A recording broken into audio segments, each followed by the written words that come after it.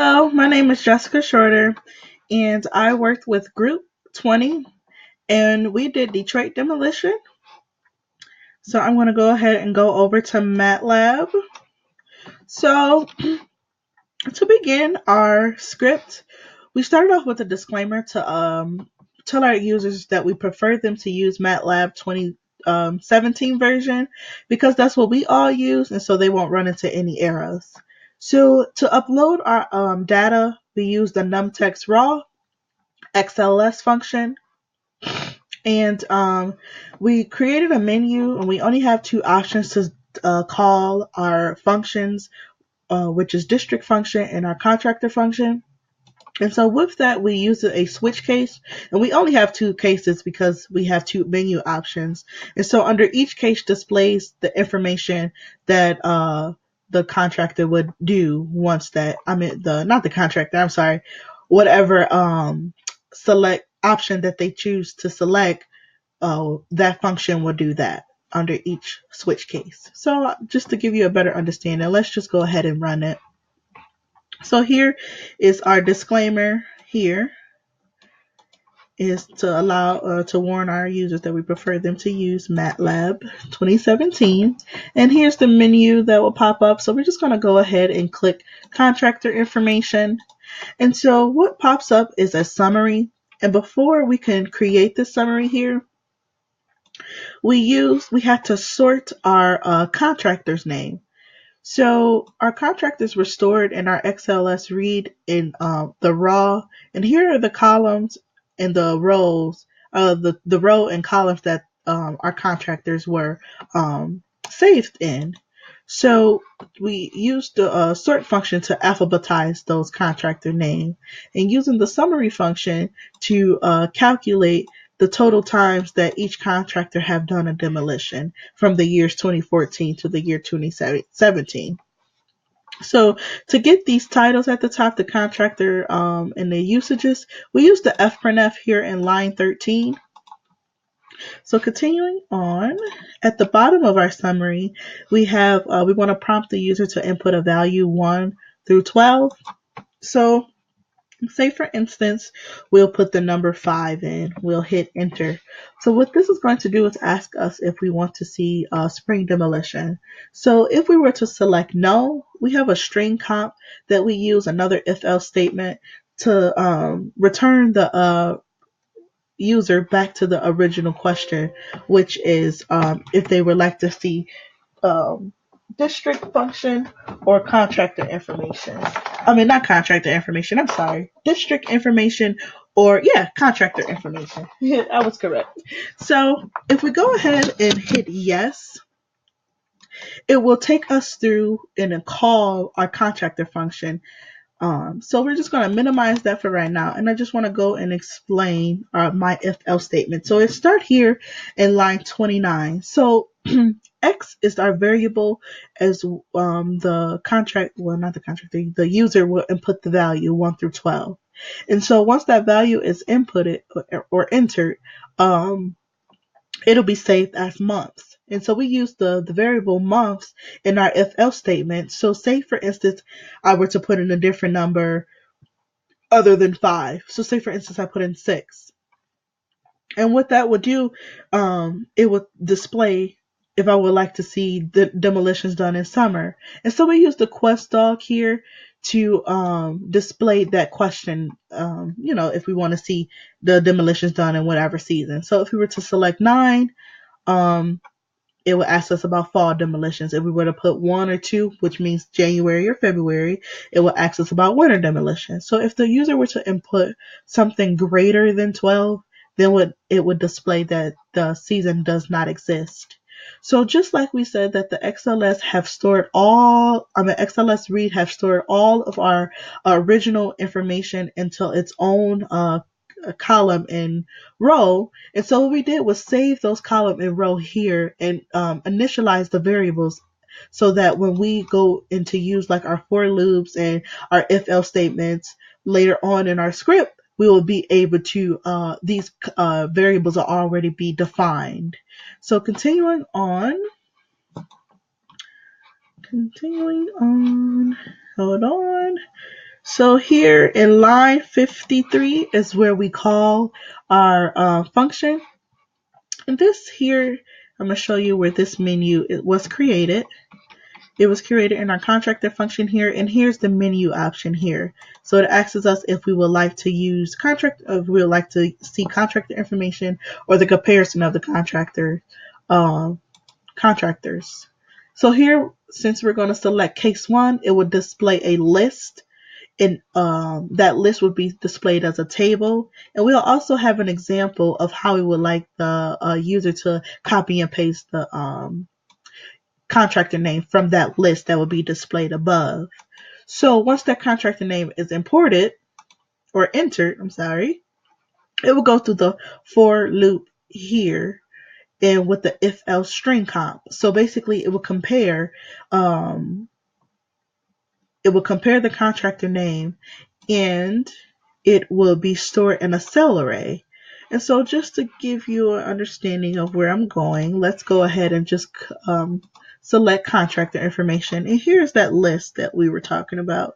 And so we're just going to copy and paste the entire string character in the name of the contractor. We're going to copy that and paste that here and hit enter.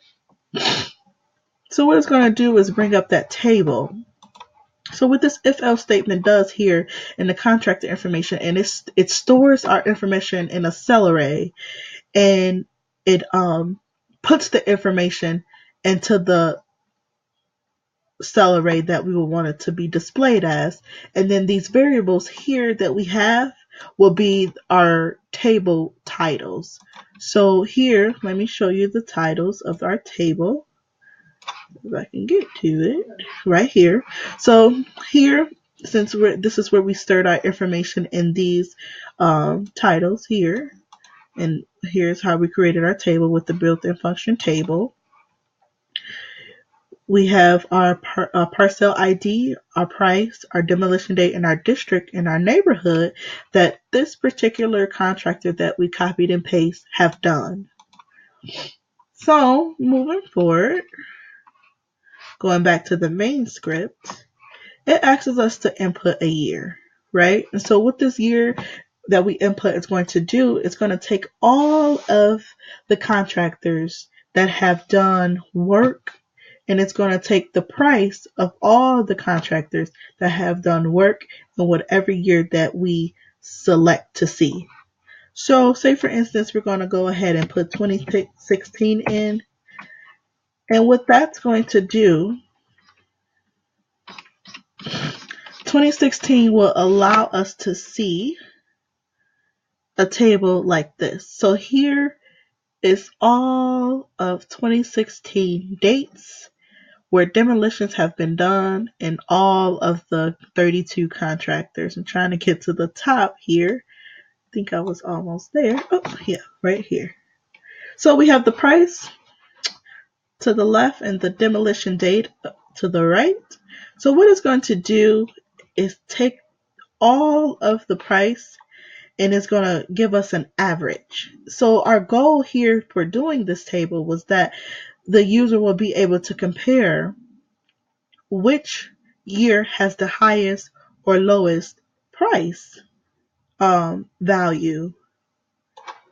And this was one of our questions that we wanted to have answered in our project proposal. So here's that price value mean here for the year 2016. So moving forward, we saved, we started a nested loop to get our polyfit. So based on the months that, so what our nested loop is going to do is going to, let me come back to the main camera. What our nested loop is going to do is basically going to take each month and get an average of demolitions done, and the price would be the X axis. So the contractor that we copied and paste, it will take that month, January through December, and take each month and do an average for each one and compare it to the price. So here's an example of what I'm talking about here. And I'm going to go back to MATLAB. And we used polyfit and polyval to do our line of best fits. And we used a legend, title. And for our title here, it's interchangeable. So say if we wanted to put 2014, when it asked us what year we want to put, this value will change to 2014. So here's the display of our graph, our polyfit graph for 2016. So I'm going to go ahead and run, and we're going to take a look at, hold on, let me pause the video for a sec. No, actually, I'm not going to pause. We'll just hit enter and go to CLC, and we'll just stop this. Sorry. Okay, so we're going to go ahead and run this again. And now we're going to take a look at the district function. So that was our case 2 option. So we're going to go ahead and select district information. And we're going to minimize that. And what is going to pop up is a bar graph. And it's going to show each district. Hold on. It's going to show each district and how many demolitions were done in each district. So I'm not sure why it's not popping up. But let me pause the video and get everything back together. Actually, to just stay on, and let me pause this DLC, and we're gonna force quit it. I'm gonna CLC this, and let's try it again. Let's exit this out. Let's run it. Sorry for the errors. Let's try it again, and a bar graph should pop up. Here we go. So it's going to display here in a minute. It'll display how many demolitions were done in each district. So we're going to go ahead and select District 1, and a table will pop up. So let me go ahead and go. So here is the table of District 1 and the contractors that have done work in District 1. So here is a pie chart that shows how many buildings were commercial and non-commercial. And so before we go ahead and select if we would like to see our contractor data for this district, I just want to briefly talk about the table. I don't know if it'll let me do it. Oh, if I minimize that, it goes out. Okay, so I'll just come back and explain that. So we're just going to go ahead and click yes. And we also use the string comp for that as well. So if we were to select no, it'll just automatically stop the script from running.